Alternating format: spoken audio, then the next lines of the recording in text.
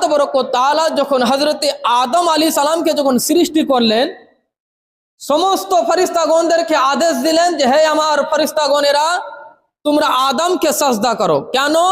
তিনার সম্মানের খাতিরে, ইজ্জতের খাতিরে। তো সমস্ত ফেরেশতাগণেরা সাজদা করলেন। তো বেরাদার মিল্লাত ইসলামিয়া, সেই সাজদাটি হচ্ছে তাজিমি সাজদা। সেই সাজদা তাজিমি সাজদা, অর্থাৎ সেই সাজদা কিছু মুহূর্তের জন্য জায়েজ ছিল, কিন্তু এখন সেই সাজদা আর জায়েজ নেই। সেই তাজিমি সাজদা সেই হযরত আদম আলাইহিস সালামকে দেওয়ার পর থেকে এখন সব দিনকার জন্য হারাম হয়ে গেছে।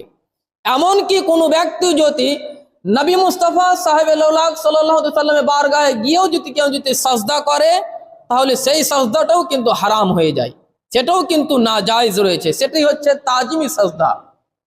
কিন্তু বেরাদার, আমার নবী, আপনার নবী, সারা বিশ্ব জগতের নবী, নবী মুস্তাফা সাল্লাল্লাহু আলাইহি ওয়াসাল্লামের দরবার এমন উত্তম একটি দরবার, যেখানে আল্লাহ তাবারক ওয়া তাআলা ইরশাদ করছেন যে কিয়ামত পর্যন্ত প্রতিটি মুসলমানের প্রতি ওয়াজিব করে দিল যে তোমরা নবী মুস্তাফা সাল্লাল্লাহু আলাইহি ওয়াসাল্লামের প্রতি দুরূদ ও সালাম পাঠ করবে। বলুন সুবহানাল্লাহ।